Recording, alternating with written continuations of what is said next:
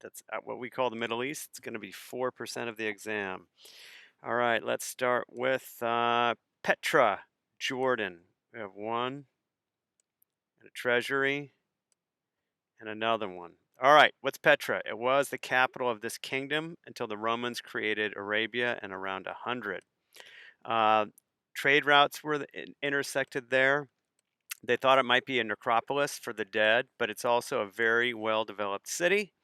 All right, it had some tombs, and it had a monastery, had a great temple, but it had a big cosmopolitan area as well, and also Hellenistic. You can see here the Hellenistic style, Hellenistic sculpture, and this is got a lot of cross-sectional culture themes that they like. All right, Buddha, Afghanistan here, and then gone. This was on where Afghanistan is here, and on the Silk Road, they had Buddhist caves and statues. You'd go in and circumambulate, but the Taliban blew it up, so it's gone. But it was important historically. Buddhism spread through the Middle East as well, similar to the Chinese caves. All right, this is in Tibet, and it's Jowo Rinpoche. I don't want to say it wrong. It's the Tibet Buddha, and it's got jewels and robes, and this one is really sacred in Tibet. They say it's based on Buddha, like based on an actual portrait of Buddha. That might not be true, but it's very important to Tibet, and so still very, very important. That's Tibet's Buddha.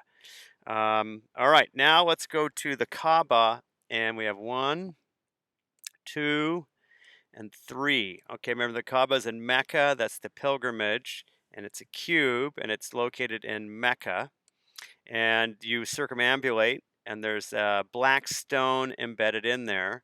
A little bit of history. Long ago, Abraham, monotheistic Abraham, originally made the Kaaba a simple structure. Then it got taken over. Then Muhammad came back, threw the idols out, and brought back monotheism. The black stone is believed to have come from the angel Gabriel. All right, then they wrapped it with a cloth, and now Dome of the Rock. All right, Dome of the Rock is a dome over the rock that Muhammad touched before he ascended to heaven. It's not a mosque, it's a rock and a dome, and its site is key up on the hill in Jerusalem. It's sacred space, and it's got great Islamic art on the outside. Remember, the natural and the supernatural is God. So calligraphy and arabesque is abstract non-figural art, and that's to express the divine or the supernatural. All right, now let's go to, there's a great mosque in Iran, and this one has one and two. There's the courtyard and the mihrab. All right, and this one is a mosque. It's integrated into the city. There's a city. The mosque is on the other side. It's part of the Persia or Iran, which would be in here, and in this case was taken over by a different empire at the time, and it went through a lot of different changes. It's got four Iwans. There's the courtyard that unifies it. There from above, you can see the city and the mosque right in the middle. And then the Qibla wall, remember, it faces Mecca. So it's got two minarets. It tells you how to find it. And there's that abstract tile of Islamic architecture and art. All right, then Islam's going to spread, and there's the five pillars of Islam. We want to know a little bit about that. The mihrab would be on the Qibla wall, would be empty. It would be a niche, and the minbar would be a podium next to it. Then there's a folio, and that's, calligraphy is very sacred in Islam. There's the folio. And all right, now Bahram-Kur fights the Karg. Now this is a book, a Persian book of kings, but the artist is by Mongol. It gets a little confusing here. We're staying in Central Asia, all right? So it's a Persian book, Mongol artist. And it's important today, even it's about brave, heroic Persian heroes. Here is one Bahram-Gur. And then the Mongols will take over because the artist is Mongol. That's the idea here. And all right, another similar one is Court of Gayumars, and this is an also illuminative manuscript from that same book, epic poem, Persian Book of Heroes. This one goes way, way, way back. And okay, a couple of things here.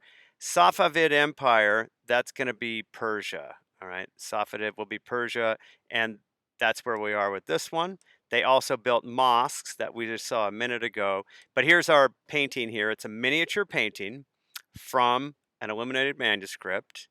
And there was a great classical Persian painting in Afghanistan and Iran.